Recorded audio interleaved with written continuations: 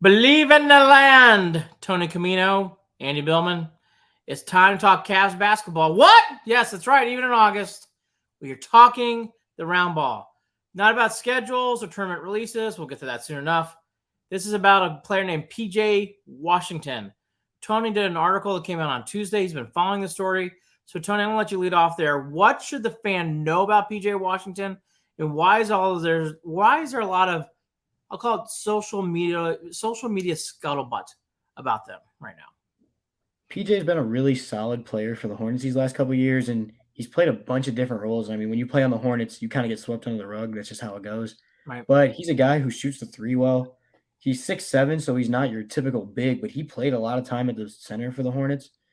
I don't envision him coming in and starting at the center or maybe even starting at the three. But at the end, he's the guy who can play a lot of positions both ways. He can guard 3 through 5 pretty efficiently. He can space the floor, and he plays a lot of different roles on offense. I think he gives you a lot of different versatility in your lineup, similar to a guy like Georges Niang. I think what PJ Washington's going to do actually is end the confusion about what the Cavs do in certain matchups. Now, this is going to end if they bring in PJ Washington, which I don't think they can. I know there's rumors and there's trade machines, and I've been around the NBA long enough to know I'm sure someone can do something. But I just don't understand why the Hornets would make that deal. But okay, let's say they did. That would end the Dean Wade, Isaac Okoro experience. Mm-hmm. I don't see those two making it through this, and nor should they. PJ Washington Yang is far better than both. Right. Would you agree with that? I think that would be the end for those two guys here. Yeah, it definitely would be. And while we would like to, I mean, there's still Okoro always shows flashes, but we're ready to start winning. And unfortunately for him, if that means moving him off for somebody who can help us right now, that's going to be the move they make. Yeah, I mean, people who follow me know I think Isaac Okoro is a good man. The Cavs are a bunch of good people. They really are. Jared Allen's easy to like. Isaac Okoro's right there. He's a good man. He's a good story. Frankly, I think we've seen his plateau. I was happy he made that shot in Brooklyn. He's made a few other moments here and there, but they're far and few between. And the times he checks out, it's very frustrating. I just don't think Isaac Okoro's cut out for what we're trying to get here. PJ Washington will be a huge upgrade. Right. As for Dean Wade, I know there's an article that came out by, I believe, Chris Fedor, who had him on a podcast that said, I've been hurt. And, I hope that's the case. And maybe we'll see different Dean Wade. I guess on Dean Wade, I don't know if I buy that either. I've seen enough of him. He is a liability defensively. He does not rebound. And it seems like he can really disappear in these games. I mean, am I wrong, Tony? Or should the Cavs maybe say, we're going to keep going with Dean Wade and see what we can get for him? I just don't think that's the right move. Yeah, I mean, I don't think Dean Wade's a guy they need to prioritize anymore. If he happens to find his way on the roster and he can get another crack at the rotation, I'm all for it because he's shown, I mean, he's got the right build. He's got good size. He can shoot sometimes. He just doesn't really seem to always put it all together. And maybe that's because he's hurt, but I definitely wouldn't be prioritizing his minutes. A lot of people seem to. Brian Windhurst is a big fan of Dean Wade at times. And you can see him playing position. He's got the size.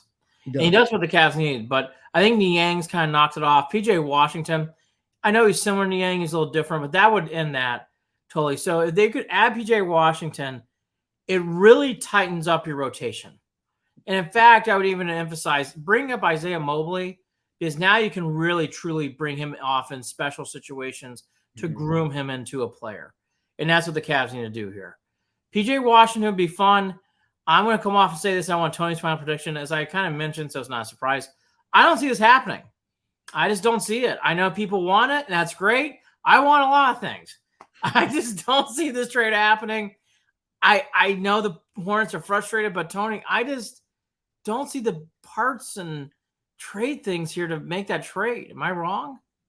It doesn't seem like it would make sense. Why would they take a guy back just like Okoro and Dean Wade for someone like PJ? But if they really don't, I mean, I guess it depends on what he's really looking for in his restricted free agency. If it's not something we can afford, then I don't know what the conversation is anyway.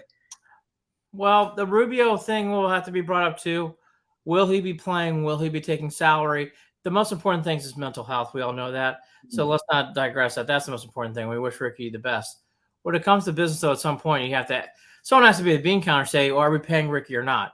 That would alleviate some money problems. I mean, that's obviously going to open up some books for Washington. But to Tony's point, I just don't see how they can make the books work. But again, I've seen this in the NBA. Trades like this do happen only in that sport. They don't really happen in baseball.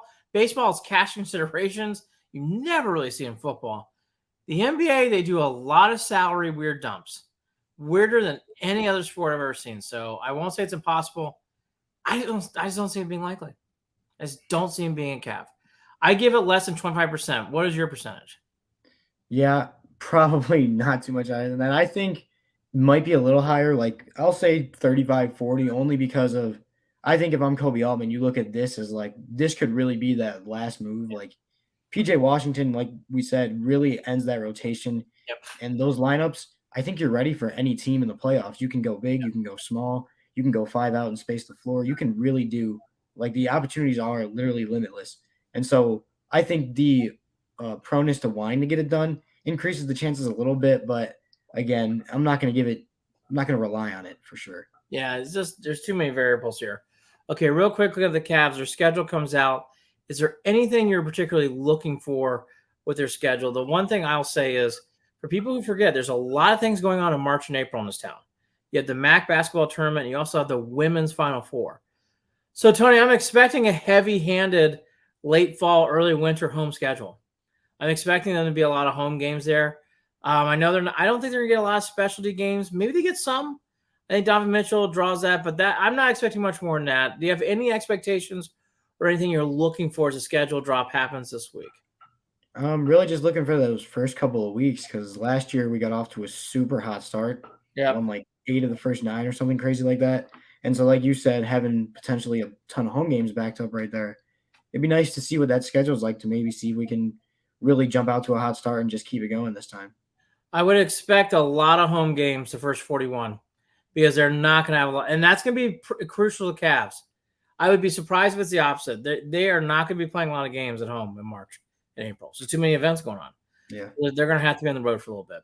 So that's PJ Washington. Cavs schedule coming out later this week. Tony there. I'm Andy here. BelieveInTheLand.com. Check out Tony's article on PJ Washington. Check out everything we do here on the YouTube page and always at Official Cleveland Sports. See ya later.